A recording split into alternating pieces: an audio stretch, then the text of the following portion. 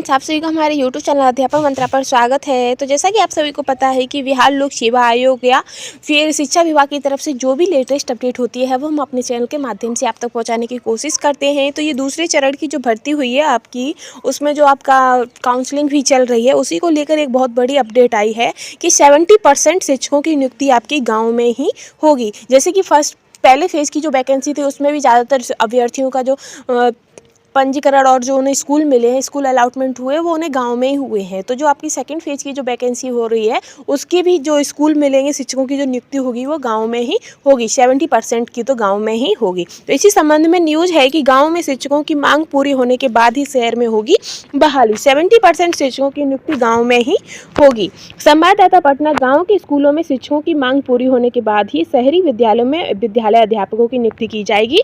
शिक्षा विभाग ने यह साफ कर दिया है कि सभी विद्यालय अध्यापकों को ग्रामीण क्षेत्रों के स्कूलों में योगदान देने के लिए तैयार रहने को कह दिया है।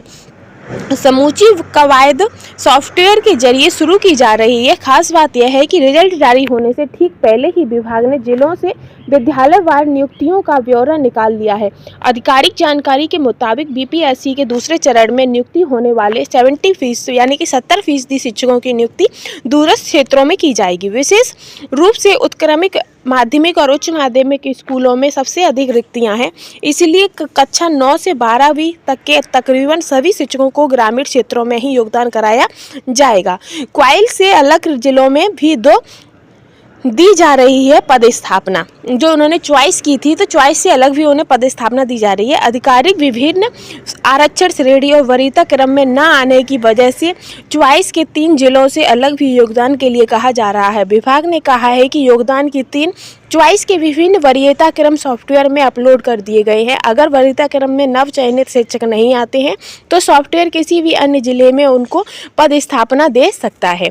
तो ये तो हो गई। फिर एक शिक्षा सचिवालय में लगी लंबी लंबी कतारें। तो क्यों लगी हैं? बांकर, मधुबनी, औरंगाबाद के सैकड़ों नव शिक्षक विभाग के सचिवालय पहुंचे। दरअसल यह सभी शिक्षक योगदान सुनिश्चित करने के लिए अपने शैक्षणिक दस्तावेजों के सत्यापन के लिए आए थे। इनके दस्तावेजों के सत्यापन की कदायत देर शाम तक चलती रही।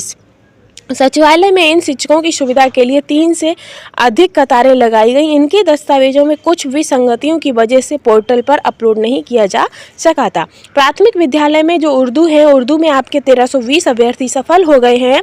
प्राथमिक विद्यालय शिक्षकों का रिजल्ट भी बीपीएससी ने बुधवार को प्रकाशित कर दिया है। इसमें 1874 अभ्यर्थी सफल हुए, जिनमें शिक्षक विभाग के लिए 1612 अभ्यर्थी हैं, जबकि अनुसूचित जाति व जनजाति कल्याण विभाग की रिक्तियों के लिए 262 अभ्यर्थियों को सफल घोषित किया गया है। शिक्षा विभाग के अंतर्गत जिले दिए गए रिजल्ट 3 श्रेणियों में हैं। इनमें सामान्य श्रेणी 262 रिजल्ट दिए गए हैं और अनारक्षित श्रेणी के 91 कट ऑफ मार्क्स रहा है। उर्दू में 1320 रिजल्ट दिया गया है और 77 कट ऑफ मार्क्स रहा है।